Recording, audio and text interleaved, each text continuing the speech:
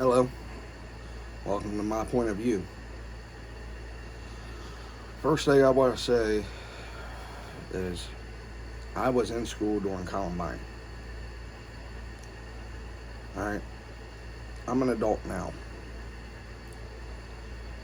And the parents of the kids that in Uvalde, Texas, I am extremely sorry for everything that has happened. But I want to go ahead and touch on this. And it's a topic that weighs heavy on my mind. I have two children that are in school. I have one child that will be in fourth grade next year. It's scary. And it's scary because things are not being done that should have been done. So let me touch on this. Alright. I remember 97-98 school year. The year before Columbine. The year that they were arguing in Congress should they make schools a gun-free zone. I remember that year pretty clearly. I was of age. I remember my principal. Yes. He had a 9mm in his desk and an AK-47 on his wall in his office.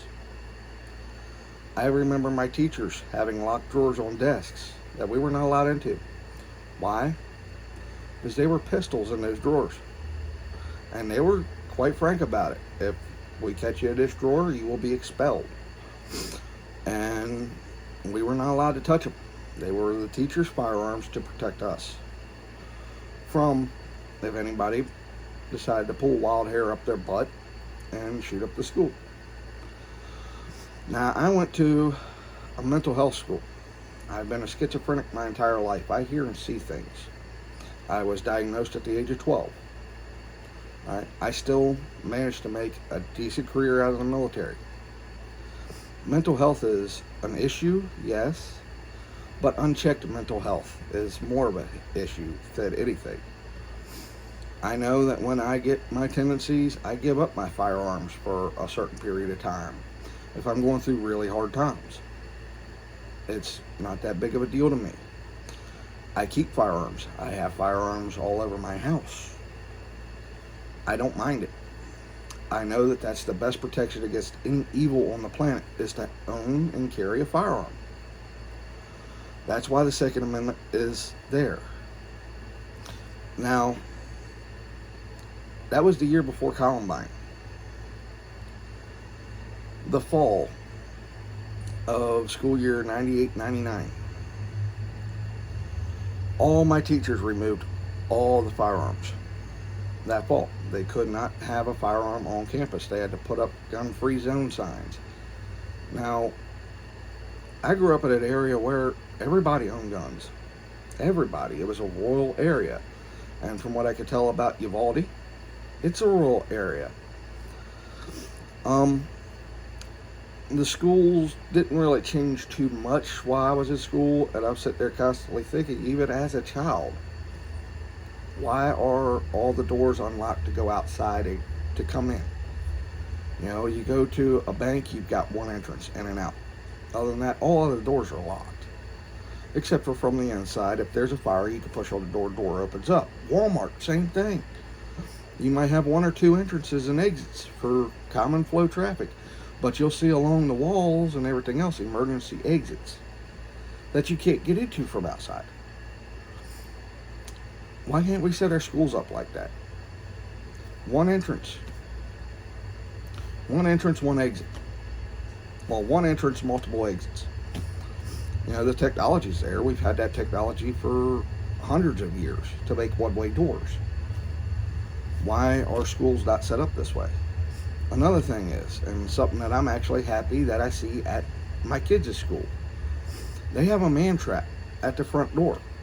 You can walk in the front door after being buzzed in, but then you got to be buzzed in through a second set of doors.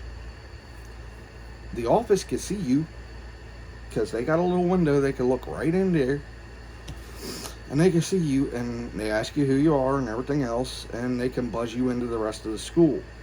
They don't, well, here lately they've been leaving those doors open all the time on the inside, and I don't know why. It's a perfect man trap.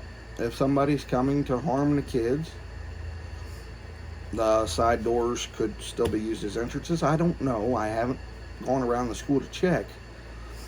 But the main door, you first come in, bam, you're stuck in a man trap. If you have ill intention, they could step to the side. You can't shoot them because you can't shoot through a wall. And they can call the cops. And the cops can come pick your blood up right there in the man trap. You can't hurt nobody.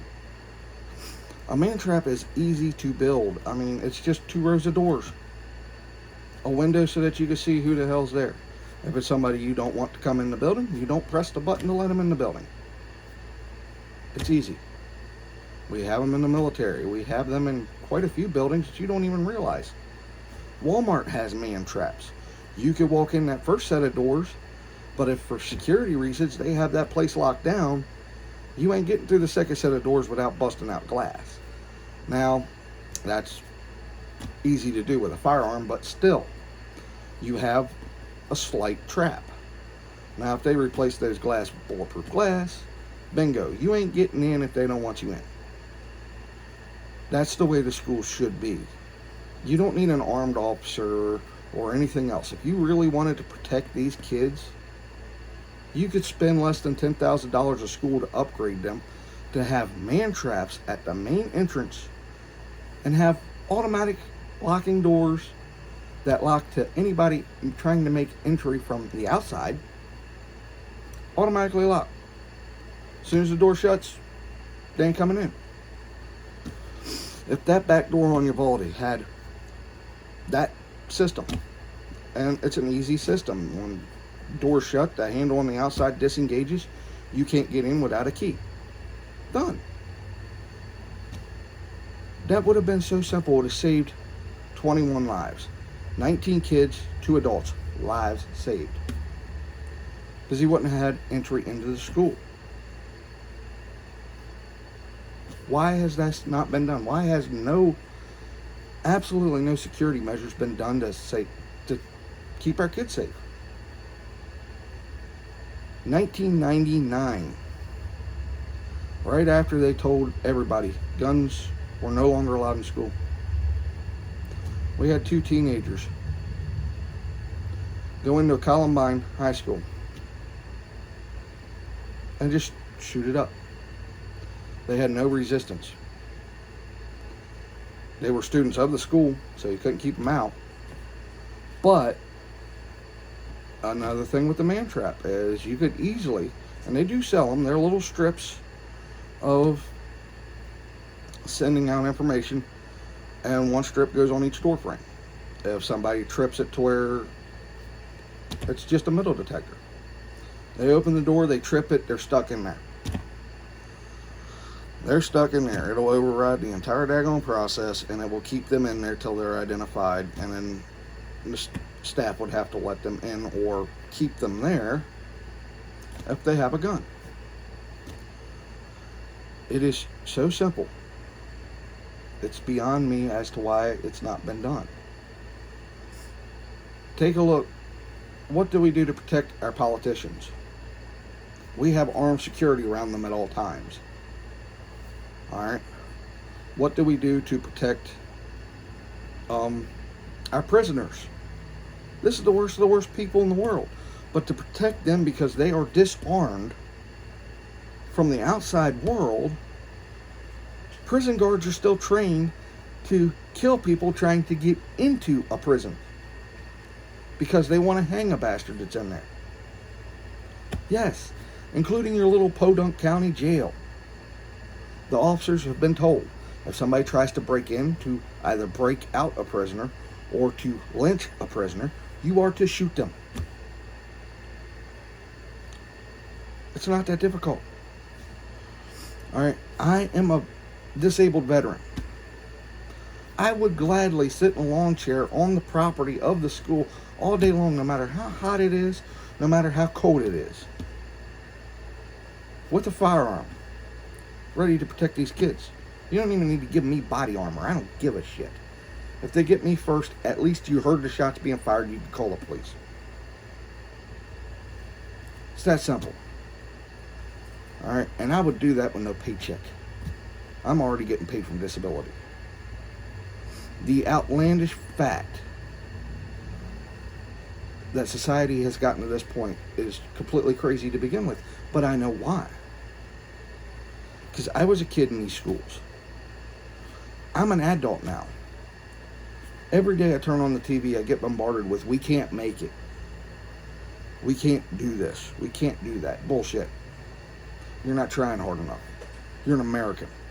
Yeah, the pathway might be rocky, and it might be hard, and it might drive you nuts. But you could do whatever the heck you want to do. We are a free society. There is nothing holding you back but yourself. And I will guarantee that. And if somebody can make me eat those words, I would love to see them try. You can make it. Yes, it's hard, but you can make it. There is absolutely no sense in these school shootings. But the kids are being bullied both ways. They're being bullied by the adults, which aren't disciplining them at all. You know, I remember the days when I didn't listen, I got the belt. Matter of fact, that's probably what kept me from going and shooting up the school. That's probably what kept thousands of kids from doing it, is the fact that we knew if we walked out that door with a firearm, we was going to get our asses tore up. Yes. We wasn't going to make it out that door with that firearm. If our parents knew we had ill intention, that firearm would be used on our rear end. And they just keep wailing for the rest of the day. Because that was absolute, you going way past the deep end. You need to talk to somebody, you could talk to us, but you don't need to be acting like that. Alright, we're no longer allowed to discipline the kids anymore from what they're saying. Bullcrap, my boy is stuck in that bedroom until he gets it clean. It's been over a week. He has not left that bedroom because he refuses to clean it. He comes out, eats breakfast, lunch, and dinner. He can use the bathroom. But until he gets his mind set to do what he needs to do, he's stuck. I can discipline my kid that way. No problem. It's legal. I can't raise a hand to him, but I can keep him in a room where he needs to do something till he gets it done, no matter how long it takes him. Alright? There's nothing wrong with that. But I can guarantee it's going to keep him from grabbing something and doing something real stupid. Because he's going to know that that's what's going to happen. He's going to sit in a room till he pays for what he's done. He tore up that room. He needs to sit back there and clean that room. It's not hard. A lot of you parents out there go, well, they've got mental health issues. They got this and that. Like I just told you, I've been a schizophrenic my entire life. I would never hurt anybody unless their intentions are to hurt me or somebody else. I'm probably the first one to go and get my guns taken because of my medical history. Now, say what you will, but banning guns is not going to fix this. More stringent background checks are not going to fix this. I mean, heck, this boy in Uvalde, he had a history with the police. And he still, for his 18th birthday, bought him $5,000 worth of firearms with a background check. There was no armed guard at that school. That was an early report that was utter bullcrap. He walked in an unlocked back door after jumping a 3-foot chain link fence. 3-foot tall chain link fence. You could step over a 3-foot tall chain link fence. Yes, the kids might have trouble getting off the school grounds, but an adult has no problem with a 3-foot chain link fence. Walked around to a side door, a back door of the school, went to the first classroom that he had access to and barricaded himself inside. At the point in time, he is taking lives. And police, your 40-minute response time is an absolute joke. He was there within 2 minutes of him entering the building. But you got reports of somebody shooting up a funeral home 20 minutes before he walked into that school. You were on scene. I don't give a crap. If it was me, I know me. I'm on rush in. Unarmed or armed, I'm going to try to get him. Why? Because you didn't do your job. And I don't blame any of those parents that were trying to rush over you to go in and get their kids. Because that's the reaction you should have had. Wait here, I'm going to get them. Because I have the gun. Instead, you all are standing around fighting with the parents. No. Leave the barricades up. Leave one officer out there to just tell them, look, we have officers in the building. Go in there and get them kids out. And shoot that son of a bitch. I have no sympathy for somebody that wants to do evil. No sympathy. And you can't tell me that mental health is the problem, because I know it's not the problem. I grew up with many kids that had mental health issues. Not a single one of them would hurt anybody. Not a single one of them. Now, yes, there's some that I am leery about.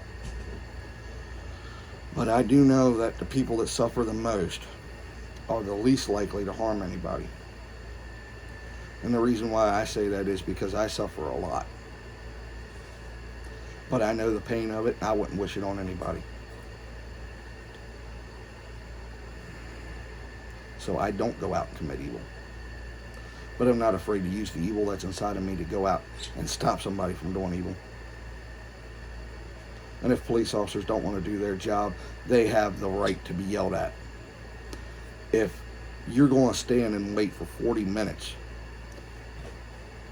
when you know that there's one shooter in one room and he ain't moved. Heck, I'd have been in there in 5 minutes. It wouldn't have stopped me. Armed or unarmed. I'd have gone and tried to get him. Now, granted, unarmed, I'd have used this a lot more.